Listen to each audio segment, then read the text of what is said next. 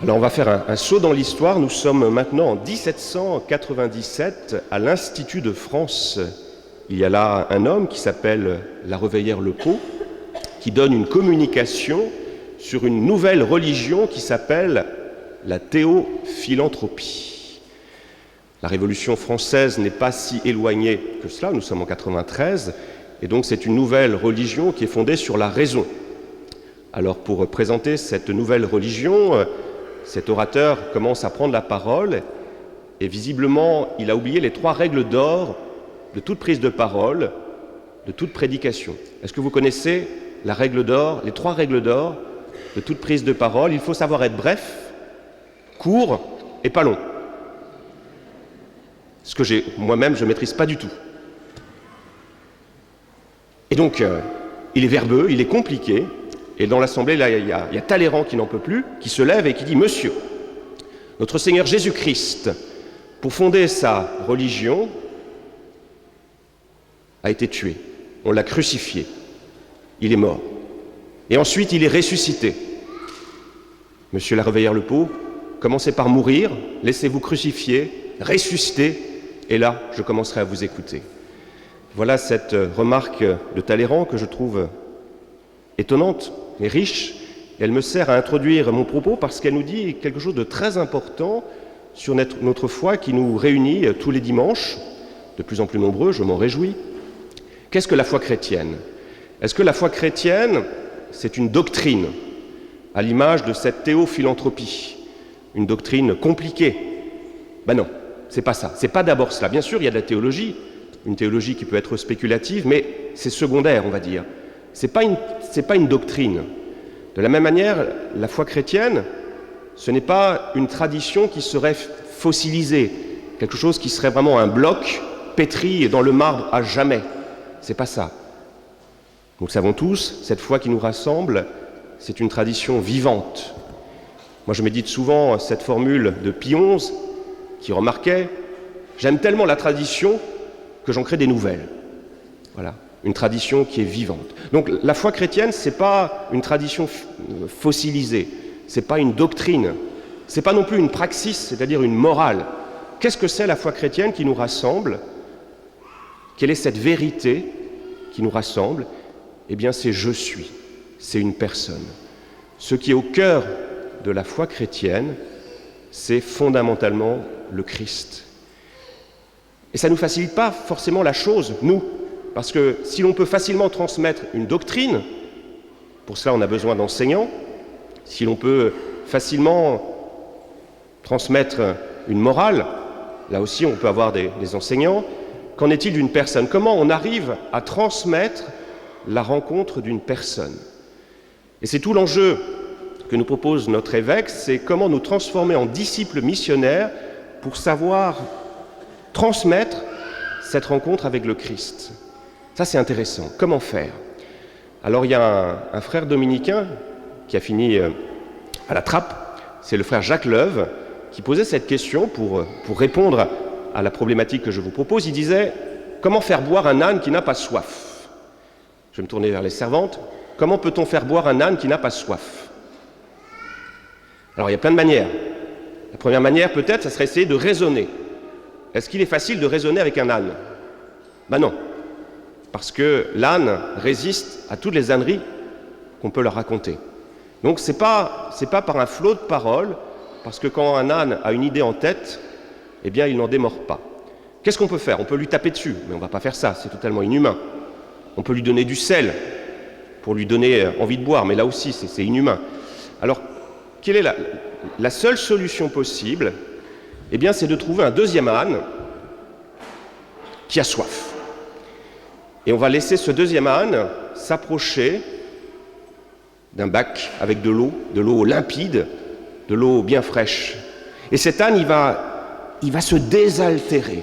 Il va boire cette eau limpide et on va deviner un sourire. Alors, je ne sais pas si les ânes sourient, mais pourquoi pas. En tout cas, il va boire vraiment avec joie. Non pas parce qu'il veut donner soif à l'autre, mais tout simplement parce qu'il a soif. Parce qu'il se désaltère. Parce qu'il trouve dans cette eau de quoi le rendre bien, le rendre heureux. Et l'autre âne, voyant son congénère ainsi dans la joie, va se dire « Eh bien, c'est peut-être pas si mal que cela. Et moi, si j'y allais aussi, si j'allais me désaltérer ». Ce qui est au cœur de cette histoire, de cette question, c'est quoi? C'est comment parvenir à transmettre notre foi?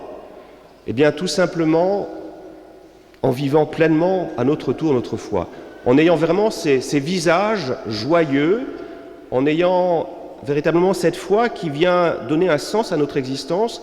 Voilà, je médite souvent cette phrase de Marthe Robin, on transmet le Christ par rayonnement. On transmet la foi par rayonnement. C'est tout le message aussi de notre page d'évangile. Jésus dit, voilà, pour voir le Père, vous le voyez au travers de moi, dans mes œuvres, dans ce que je fais. C'est le sens aussi de la première lecture avec l'institution des diacres. C'est dans le service du frère que l'on voit l'action de Dieu et que l'on peut conduire beaucoup d'hommes au Seigneur. Dans le cadre du pavillon des vocations, nous avons revu les pépites à quelques-uns. Ce magnifique documentaire qui nous présente cette action de ce couple auprès des plus pauvres au Cambodge. Eh bien, sans parole, par des gestes bien concrets, il manifeste la présence de Dieu, la présence du Christ. Quand Jésus voyait quelqu'un souffrir, qu'est-ce qu'il faisait? Eh bien, il se rendait présent. Il ne faisait pas de discours, il agissait. Eh bien, vous voyez, être transparent à l'action de Dieu, de telle sorte que nous soyons cette manifestation de la présence du Christ. On n'a pas besoin de beaucoup parler. La parole viendra dans un deuxième temps, mais déjà être transparent à l'action de Dieu, manifester cette lumière. C'est toujours l'argument, l'exemple qu'on donne, c'est les vitraux. Être transparent pour permettre à la lumière de passer au travers de nous. Et ces vitraux qui sont, quand il n'y a pas de soleil, sombres, sales, eh bien, s'illuminent de plein de couleurs. Et ce qui est magnifique, c'est souvent les lumières changent au gré de la journée, au gré de l'altitude, de la hauteur du soleil. Il y a plein de couleurs qui apparaissent. Eh bien, c'est ça la foi. Que nous soyons transparents, que nous soyons joyeux, que nous soyons ces visages du Christ qui ne sont pas là pour faire la leçon. On n'est pas là pour faire la morale, pour condamner. C'est pas ça.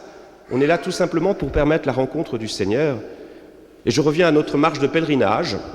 Hier, nous n'étions pas très nombreux, mais néanmoins suffisamment nombreux pour former une belle procession. Et on a fait des belles rencontres. Grâce notamment à nous tous, il y avait Marie-Jeanne, Paul-Henri qui était là, ce beau visage. Bien sûr, Paul-Henri, je pourrais vous donner le micro, et vous pourriez certainement aussi témoigner, tous les jeunes qui étaient là. Alors on a essuyé quelques petites critiques, quelques remarques, mais fondamentalement, je crois que ce qui est ressorti de cette marche, c'est qu'on avait tous on était heureux de se retrouver, heureux de chanter, il n'y avait aucun prosélytisme de notre part, mais tout simplement cette manifestation d'une foi vivante, une foi qui se vit, simplement, on chante, on casse rien, on n'a rien cassé, je vous assure, on n'a rien détérioré, on a juste permis à la Vierge Marie, on a une belle statue de la Vierge Marie, alors c'était pas une Notre-Dame de Fatima, parce qu'on n'a pas de Notre-Dame de Fatima à la paroisse, mais qu'importe, c'était une belle statue de la Vierge Marie, une Vierge à l'enfant, qui a comme ça traversé la ville de Rennes.